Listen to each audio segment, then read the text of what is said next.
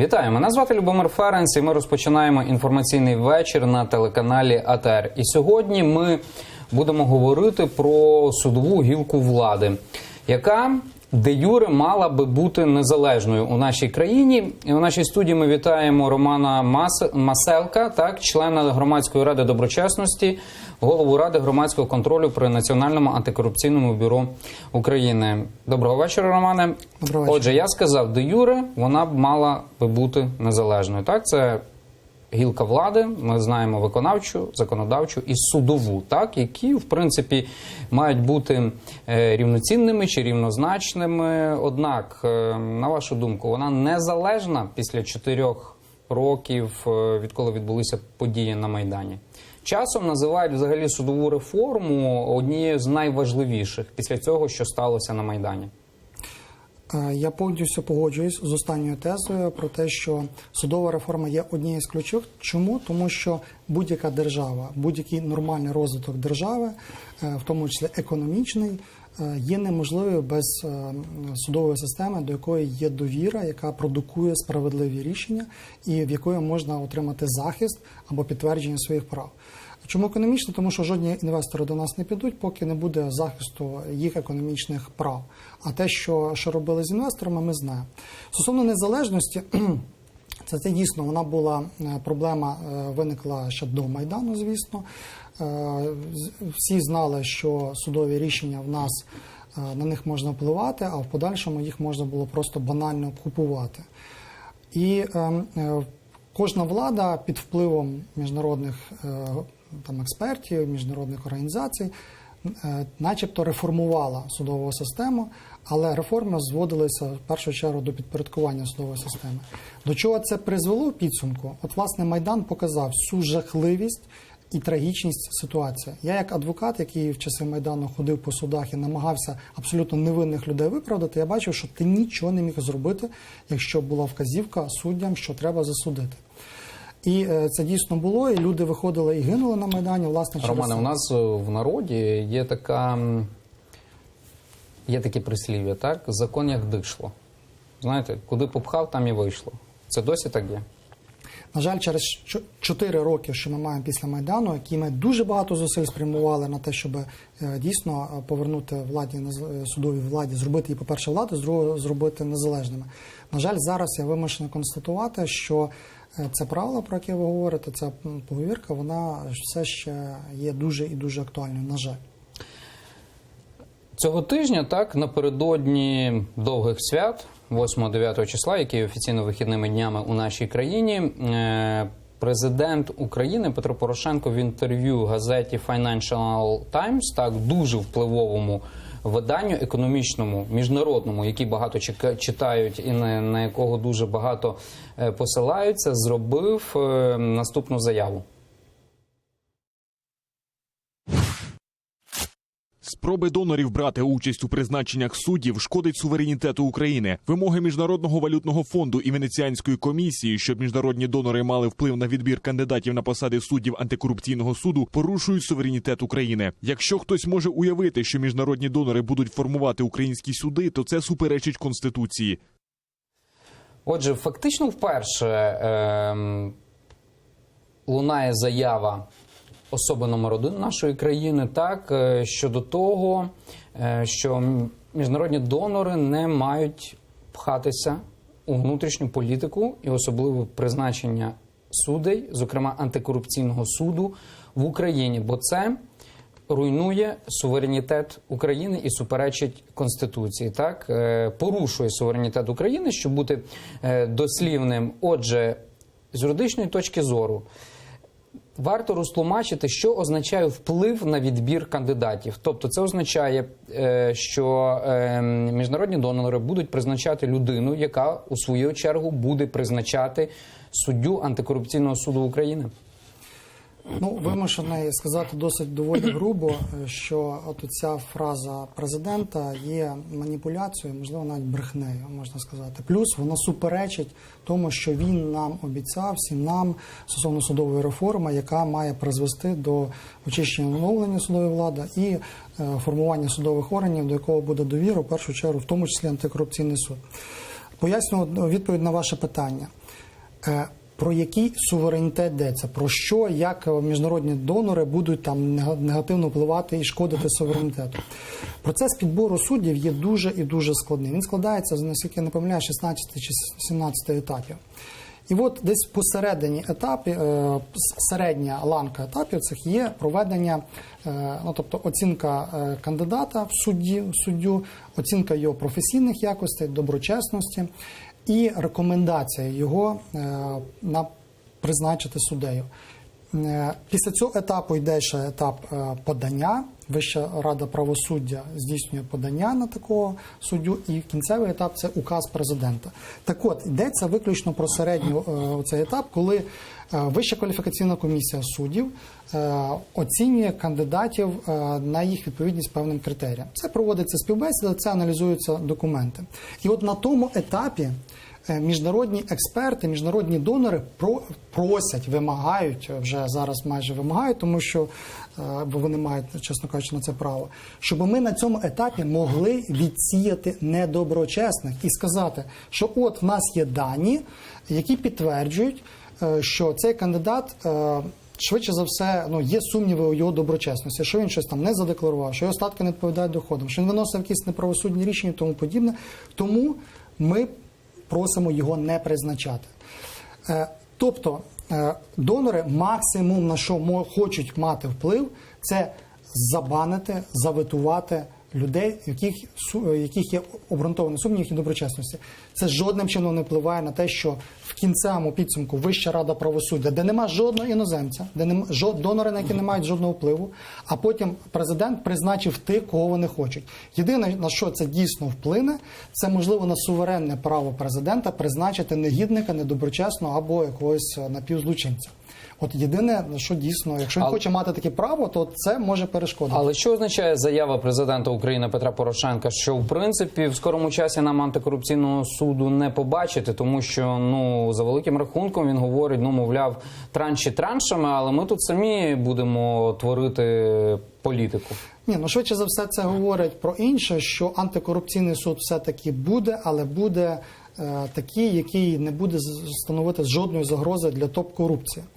У нас судова реформа і закони, які передбачають судову реформу, доволі непогані, доволі хороші, і їх можна при бажанні втілити. Але в підсумку все виходить, як показали. Дивіться, щоб телеглядачі розуміли, нормативна база хороша в Україні, законодавча, так, за якою судять судді, так, скажімо так, роблять таке масло масляне, тобто виносять рішення суддів. У нас проблема з кадрами є, так? І впливом на них. Є проблема в тих інституціях, в тих людях, які приймають рішення. Якби наші органи, Вища кваліфікаційна комісія, Вища рада правосуддя, виконувала свої повноваження доброчесно, відповідно до тих обіцянок, які давалися нам, відповідно до тих вимог, які там народ, суспільство очікує, ми б мали прекрасні зараз Верховний суд і мали можливість шанс на зміну на краще. Але, на жаль, власне, конкурс у Верховний суд довів, що при наявності нормальної законодавчої бази ті люди, які її реалізовують, її спотворили настільки, що на виході ми отримаємо те ж саме. Тому для того, щоб цього не відбулося зараз з антикорупційним судом, навіть при хорошій нормативній базі, єдине, що і суспільство, і міжнародники мають, щоб там були ті люди, які не будуть, скажімо, маніпулювати, до яких є довіра, які дорожать своїм авторитетом, тому що в нас зараз в Україні, я не знаю, хто за свою репутацію думає, а от міжнародники, ще для них і репутація якась має значення. Тому є таке міркування, і воно, в принципі, має під собою ґрунт, що власне, вони – це єдиний зараз запобіжник, який допоможе відсіяти справді недоброчесних і пропустити у Верховний суд і в антикорупційний суд ті, які будуть відзначатися незалежністю справжньою. Донори в цьому зацікавлені, тому що вони ще раз зацікавлені, тому щоб ці кошти, які вони дають, поверталися, щоб тут формувався нормальний інвестиційний клімат. А що означає кошти, які вони дають? Про що ви зараз говорите? Йдеться про МВФ. В першу чергу МВФ каже, що він... Вимоги оці, які він ставить, зокрема антикорупційний суд. Фінансування можливе при умові, що буде антикорупційний суд сформований так, як вони... Дивіться, Романе, коли Коли відбувся конкурс, завершився конкурс, були призначені судді Верховного суду, було дуже багато заяв Громадської ради доброчесності. Так, тому що Громадська рада доброчесності, в яку ви також входите, вона дуже багато разів заявляла, писала, в медіа говорила, що 30% суддів, які стали вже суддями Верховного суду, є недоброчесними і займають не те місце, яке би мали займати. Так? І тоді кілька разів прозвучали були думки, що Громадську раду доброчесності влада, зокрема президент України Петро Порошенко, використав сліпу. Тобто вона нібито була, але в принципі на загал вона нічого не могла змінити. І тоді, я от не пригадую, хто заявляв, але хтось з членів Громадської ради доброчесності, що вони взагалі будуть задумуватися над тим, чи продовжувати їм свою роботу у тому складі і в тому форматі, в якому є. Напередодні 8 березня, так, коли вся Україна пішла у довгі вихідні, я б сказав так, вийшло кілька заяв Громадської ради доброчесності, і я так зрозумів, що ви тепер почали воювати із Вищою кваліфікаційною комісією суддів. Отже, перше запитання, чому ви продовжили і що зараз відбувається з ВККС і що це за орган? Продовжили роботу чи продовжили? Продовжили роботу, перш за все. Тобто тоді піднімалося питання, що Громадська рада доброчесності може припинити своє існування. До речі, от приклад Громадської ради доброчесності, яка протягом року дійсно не просто виконувала свою функцію, а воювала за кожного, там, щоб не допустити кожного доброчесного кандидата. Він показав, наскільки от ці інструменти, якщо вони використовуються Громадською радою доброчесності, які не мають реального впливу на процеси, вони просто відкидаються, нівелюються і приймаються рішення Вищої кваліфікаційної комісії, те, які хоче. Тому наскільки важливо зараз при формуванні антикорупційного суду створити реальні механізми, до яких будуть реально прислуховуватися. Це ми, власне, вважали, що це міжнародники мають бути. Чому ж ми дійсно, коли закінчився конкурс до Верховного суду, побачили результат, коли не 30%, а 25%, але тим не менше, це дуже велика кількість суддів Верховного суду, які мають тавро недоброчесності. Так? Ми дійсно вважали, що нас використали, відповідно, ставили питання про вихід з процесу. Але ми також зрозуміли, що там про простий вихід з процесу, він призведе до того, що там зайдуть ручна громадськість чи якісь інші люди, які зроблять ту роботу, але без вже так, як треба владі. Відповідно, президент знову ж скаже, що от судова реформа відбулася, все гаразд, все це чисто, легко і так, як хотілося. Так?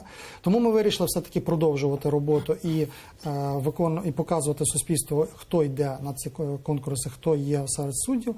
Але, звісно, що ми вимагаємо і добиваємося максимуму від наших повноважень для того, щоб виконати свою функцію, очистити судову систему. І от зараз я нагадаю, що не тільки конкурс був до Верховного суду, не тільки конкурс буде до антикорупційного суду. Але до Конституційного. Але Конституційний – це окремо, ми до того не маємо відношення. Але кожен діючий суддя, кожен з понад майже 6 тисяч суддів, він має пройти так зване оцінювання, в рамках якого має бути прийнято рішення, чи він залишається судити, чи він буде звільнений. Це, власне, оця обіцянка судової реформи, де має бути очищення від, в тому числі, суддів Майдану, від суддів, які дискредитували себе, від тих, які виконують там дії, які принижують судову владу, по суті. І от, власне, зараз, в цьому році, це кваліфікаційне оцінювання має пройти, от, власне, всі судді. І воно вже стартувало, але в березні мають починатися співбесіди з тими суддями, де має брати участь, власне, Громадська рада доброчесності і робити свої висновки про відповідає суддя критеріям доброчесності чи не відповідає. Перед цим процесом в грудні місяці Вища кваліфікаційна комісія суддів, а Вища кваліфікаційна комісія суддів, пояснює, це, власне, цей орган, який складається з 16 членів, який проводить оце оцінювання і приймає кінцеві рішення. Він вніс зміни до свого Вища регламенту. рада правосуддя це ще вище, але вони просто погоджують, так? Рішення Вищої кваліфікаційної комісії суддів. Це Так, правильно? Вища кваліфікаційна комісія суддів проводить, І тоді власне, президент підписує. абсолютно вірно, тільки єдине, що це в конкурсі, якщо призначаються судді, а якщо діючий суддя, то Вища кваліфікаційна комісія проводить його оцінку, і якщо вона приймає рішення, що суддя залишається на посаді, то це її кінцеве рішення. Більше ніхто не приймає рішення, виключно ВККС. Якщо ж Вища кваліфікаційна комісія приймає рішення, що суддю треба звільнити, тоді це рішення йде до Вищої ради правосуддя, Вища рада правосуддя приймає рішення про звільнення, і тоді суддю звільняє.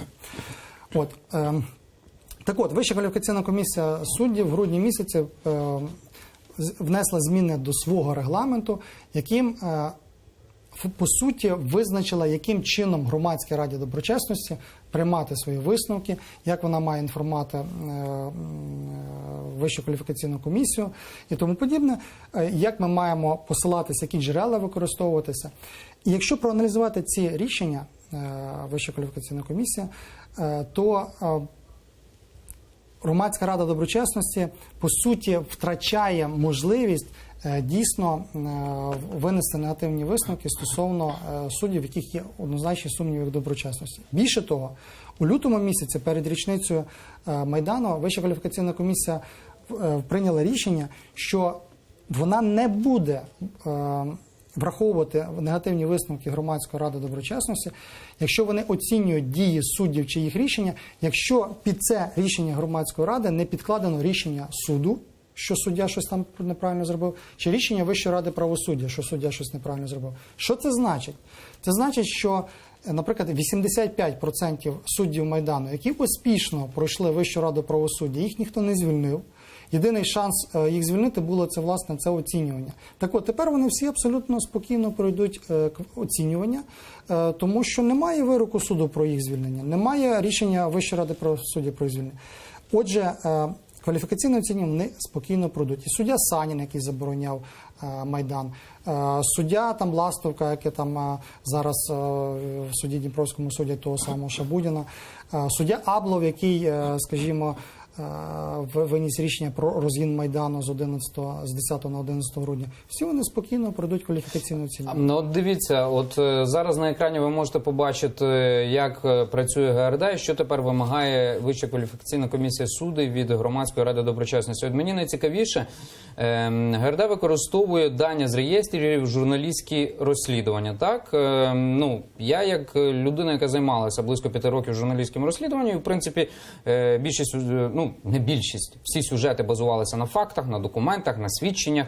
Ну, в принципі, їх можна було використовувати, і навіть журналістське розслідування може стати початком кримінального провадження. Це допускає законодавство України. Чому ВККС не бере це до уваги, а пише, що треба тепер використовувати лише надійні джерела, рішення ВРП, Ради суддів, НАЗК чи Державної фіскальної служби? Це робиться з єдиною метою, щоб побільше суддів залишити в системі. Добре, практичне запитання, так? Практичне запитання. Суддя має незадекларований будинок. Так. Національне агентство з питань запобігання корупції пропустило, закрило очі на нього. Він не виник, так? Ніде в документах. Але, наприклад, журналісти про нього написали, факти навели. От, дивіться, числиться на тому, там 85-річна бабуся не могла заробити там на квартиру, яка коштує 200 тисяч. Ми маємо підозру, що це за нелегальні якісь доходи кандидата у судді. Не береться до уваги тепер? Виходить, що не береться. Так. Абсолютно вірно. Для того Громадська рада доброчесності для того і створювалася, для того, щоб ми могли, використовуючи дані журналістів, власні якісь спостереження, дані, які нам надходять на сайт від громадян, бо у нас є сайт, де кожен громадянин може написати якісь певні факти, які ми однозначно і завжди перепровіряємо. Ми ніколи такого ще не було, щоб ми абсолютно не перевірені, або є різні журналістські розслідування. Так, ми дійсно також їх ранжуємо і використовуємо надійні джерела. Але тим не менше зараз дійсно Вища кваліфікаційна комісія сказати, а де ці журналістські розслідування підтверджено рішенням НАЗК, наприклад, або рішенням суду, або рішенням ВРП, і просто відкинути.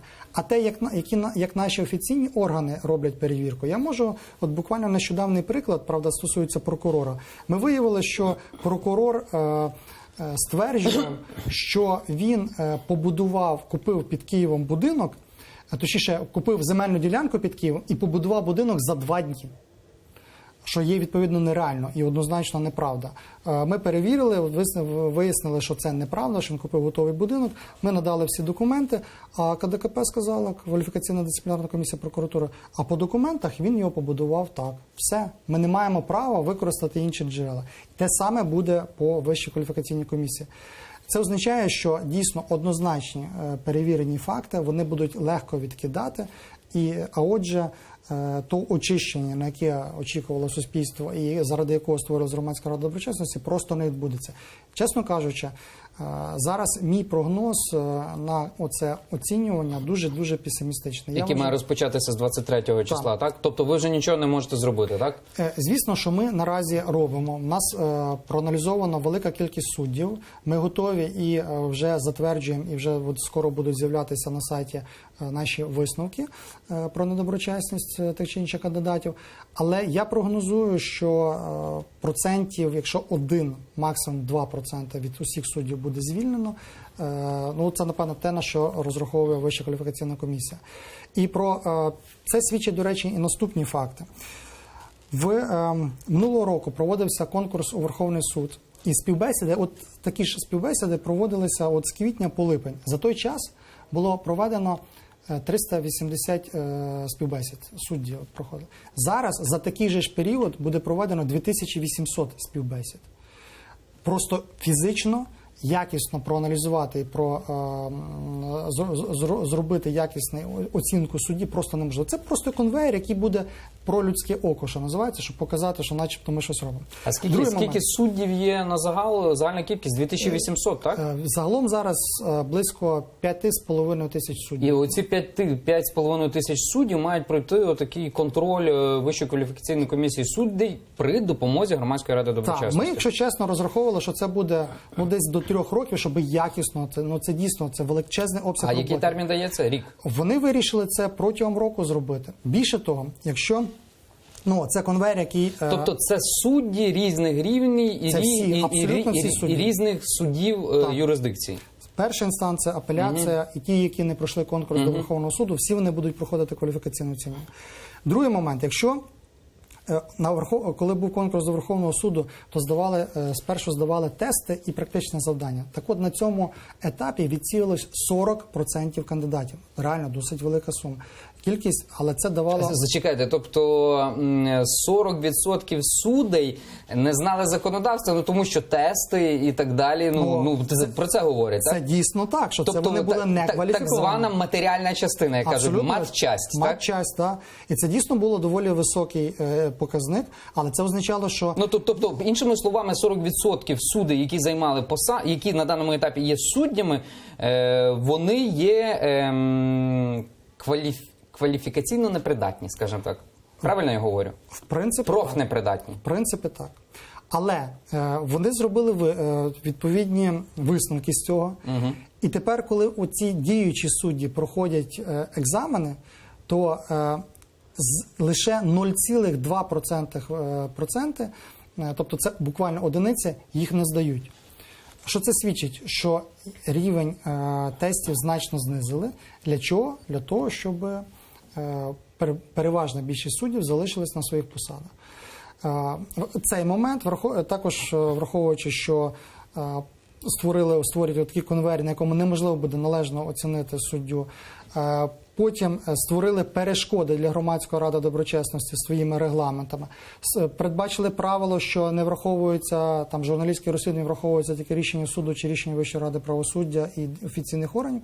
Це говорить про те, що в підсумку очищення цього не буде, і переважна абсолютна більшість, 99,9% суддів, які є діючими, вони залишаться на своїх посадах. Роман, от чисто таке людське, особисте запитання. Так, ви Громадська рада доброчесності, ви члени Громадської ради доброчесності, а от судді не пробували там підходити до вас, чи якихось посередників говорити, слухай, Романе, дивися, я суддя вже 20 років, от тобі там певна сума, чи, наприклад, щось інше, давай закриємо очі там на якісь тести, хто може не забути, чи там ще якісь речі, чи щоб, я пройшов, наприклад, там співбесіду. Були такі випадки? Однозначно, не було. Це тобто ніхто не пробував? Ну, наскільки мені відомо, ні. До вас особисто ні, так? Однозначно ні. Єдиний момент, що, скажімо, ми створили і дуже правильно створили такий, власне, образ, коли, ну, це хіба якісь божевільні вирішать прийти до нас і домовлятися. Я хочу просто нагадати, я ж, як член Автомайдану, член громадської ради при НАБУ, яка не просто радить щось, кого обирати, призначати там детективами чи іншими, а вона входить в конкурсні комісії, які приймають свої рішення. Так от, власне, така спроба була в конкурсній комісії до НАБУ, і цей прокурор, який намагався домовитися з членом Автомайдану, він зараз на лаві підсудних. Ми пішли на це, але його зафіксували і, відповідно, його відразу затримали, і зараз він на лаві підсудних. Тому... Я не пригадую точно прізвище на Матюшко. Ще раз озвучте. Матюшко. Матюшко, так. До речі, хочу вас запитати. У нас був позаштатний співробітник НАБУ, як він себе називає. Ми в середу його показували, такий Євген Шевченко. Так. І він заявляє, що він брав участь у його затриманні. Це правда? Це він звернувся, оцей Матюшко звернувся до пана Євгена, щоб, умовно кажучи, порішати. От. Тобто це історія не вигадана, яку він нам розказував, так, в студії? Ну, ні. Тобто це правда, так? Так, звісно, ну, ще раз кажу, це людина, яка зараз... Ні, це, що Матюшко є на лаві підсудних, то ми знаємо. Євген Шевченко, це його безпосередня участь була, так? Тому що він, отак як ви сидів, в студії розповідав про цей факт. Ну, наскільки я знаю, то так. Я, звичайно, всіх деталей цієї справи не знаю, але по моїй інформації це дійсно так.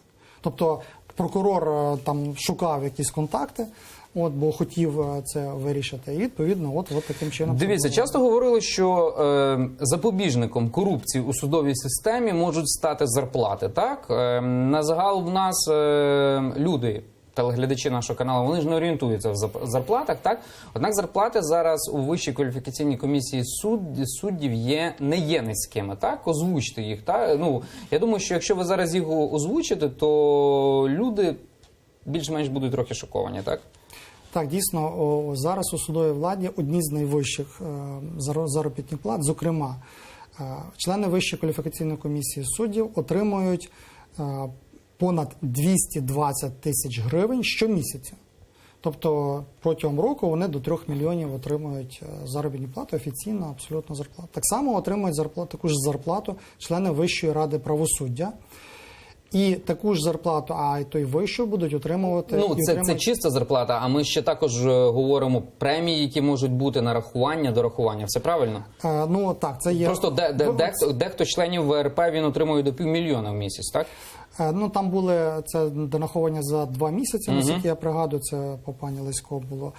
Але от судді Верховного суду, вони дійсно отримують ще, в них є оклади, плюс надбавки і премії, і за вислугу і тому подібне, то там буде доходити до 300 тисяч, від 200 до 300 тисяч щомісяця. Так, дійсно, судді Верховного суду, а також члени Вищої кваліфікаційної вищої ради отримують заробітну плату, яка є значно вища, ніж середня, і яка, на мою думку, вже може гарантувати їм повну незалежність.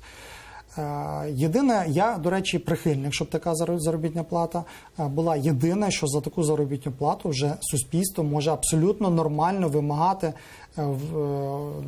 дуже високих показників і дуже відповідальності за цей результат. Тому що доволі часто розказують, що можна вимагати там поліцейських, чи там що можна прокуратури, якщо вони мають такі низькі зарплати. Насправді, вже от правоохоронці в нас вирвалися, і середня заробітна плата тих самих прокуратури, звичайних суддів, до речі, вона теж виросла. Вона є вища середньої, і ми, суспільство, можемо абсолютно вимагати належного і законного виконання їхніх функцій. А от на вашу думку, чи стане це запобіжником, так? Тому що говорять про велику корупцію і глибоку корупцію, так, у судовій владі. Оці зарплати, чи зможуть вони стати запобіжниками? Вони повинні стати, скажімо, запобіжником і гарантією нормального, стабільного життя, за який суддя мав би переживати, так, що він має зарплату, йому цього достатньо. Єдине, що рівень все-таки хабарів особливо у вищих судах, Вищому господарському суді, там, Верховному суді, вони доходили до 100 тисяч, 500 тисяч, мільйонів доларів.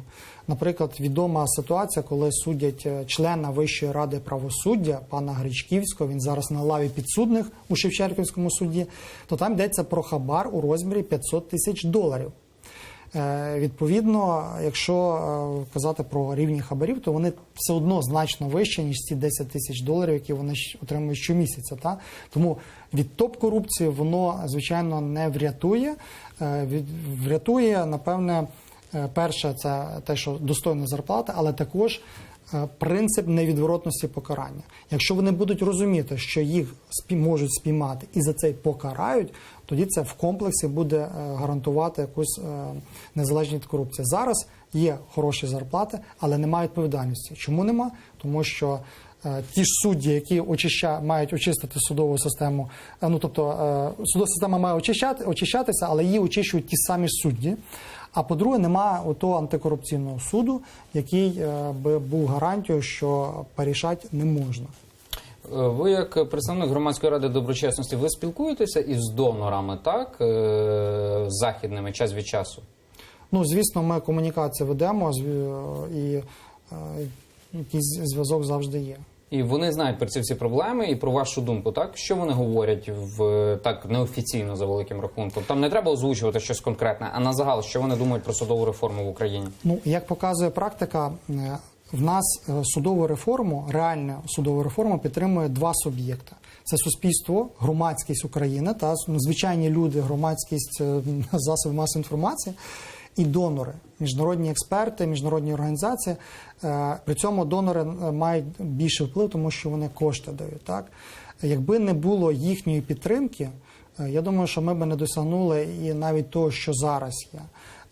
Зараз теж можна казати, що в нас певні здобутки є, але вони надзвичайно малі порівняно з тою ціною, яку заплатили за ці здобутки. Тому, звісно, що в основному вони нас підтримують. Єдине, що вони також стомлюються вже воювати і боротися за ці зміни. Тому що це потрібно в першу чергу нам, державі, а не їм. Але в неформальних бесідах, звісно, що вони в основному на нашій стороні. Ви також входите до Громадської ради контролю при Національному антикорупційному бюро України. Ви очолюєте його, так? Так. На даному етапі. В нас залишається буквально 5 хвилин, і тому приділимо увагу ще цій темі. До речі, є дзвінок від глядача. Доброго вечора, ви в прямому ефірі. Представтесь, будь ласка, і ваше запитання. Сарнавська Світлана Богданівна. Будь ласка, запитання. У мене запитання. Скажіть, будь ласка, закон існує тільки для нас чи для природних монополістів в нашій країні взагалі відсутній закон? Зокрема, у мене питання по ПАТ «Київенерго», яке колошматить цілий Київ і виставляє неіснуючі борги своїм споживачам і вимагає для того, щоб ми прийшли до них, поклонились в ніжки та ще й пред'явили кучу документів.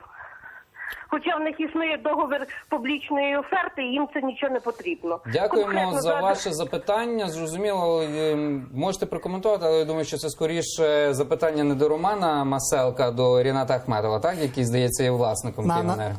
Насправді, це дуже влучне питання, яке підтверджує, що тема судової реформи, воно не є щось ефемерне, воно стосується кожного конкретного, кожного громадянина цієї держави. Це питання би не виникало, якщо б вона знала, ця людина, що вона в разі чого може піти в суд і отримати справедливе рішення і захист. Наразі вона знає, що проти «Київенерго», проти Ахметова особливо судді не підуть і швидше за все будуть виносити рішення, які потрібні монополісту, а не звичайній державі. Якщо в нас будуть в судах незалежні судді, то громадянин зможе захистити своє право і отримати відповідь на своє оце питання.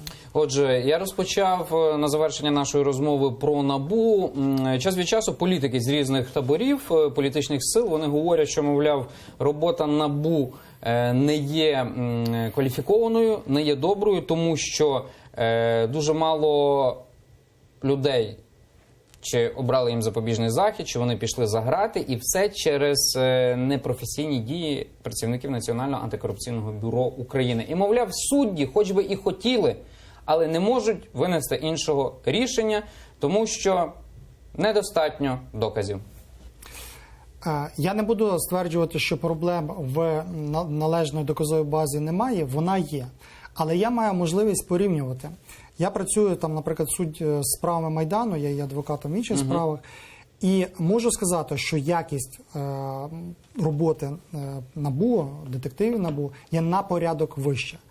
Те, що є проблеми, то вони є, але вони принаймні намагаються, вони роблять і якісні матеріали, і плюс по швидкості за 2 роки роботи НАБУ вони передали до суду понад 100 справ.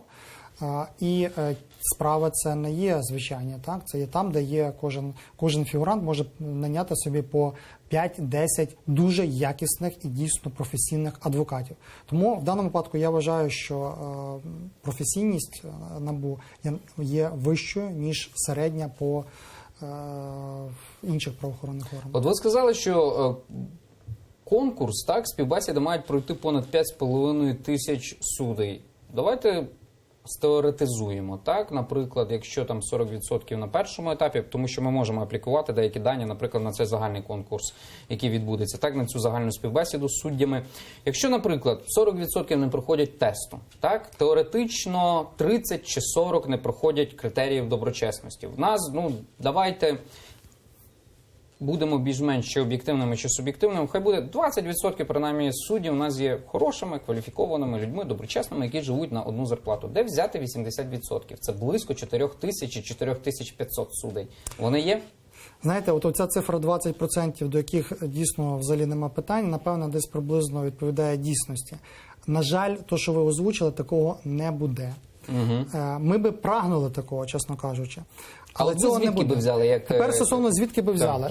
Це елементарно. Насправді юристів в нас, і в тому числі кваліфікованих, є величезна кількість. І, як показав, наприклад, добір нових суддів, було 600 вакансій, на 600 вакансій подало 6 тисяч кандидатів. Тобто 10 кандидатів на одну вакансію. Це свідчить, що юристи в нас є. І хочуть бути суддями. І хочуть бути суддями. Та. І їх можна, якщо по відкритому і прозорому і справедливому конкурсу провести, якість буде набагато краще. Плюс оця ситуація, яка є, вона дозволяла, щоб, наприклад, оці судді, які є, вони працюють, а паралельно набираються інші нові. І не було б якогось там такого провалу, коли, наприклад, всіх звільнили, а нових ще не набрали. Це можна було зробити. Так, це би займало, можливо, 3, можливо, 5 років. Але через 5 років ми б могли гордитися своєю судовою системою. Зараз відбудеться протягом року, ми залишимо на місці всіх 5500 суддів і, можливо, доберемо якихось там 5-10% нових облич, які, на жаль, не поміняють систему. І в цьому і трагедія, що ми мали можливості, ми мали інструменти, ми мали багато зусиль на це поклали, щоб це зробити, але завдяки, в тому числі, політичній волі, завдяки тим блокуванням від Вищої кваліфікаційної комісії, від Вищої ради правосуддя, ми не отримаємо того, що ми мали отримати. Дякую Роману Маселку, члену Громадської ради доброчесності, голові Ради громадського контролю при Національному антикорупційному бюро України. Мене звати Любомир Ференц. Ми повернемося у цю студію вже за півгодини і будемо говорити про затримання Володимира Рубана, відомого перемовника, і послухаємо, що про нього говоритимуть різні люди.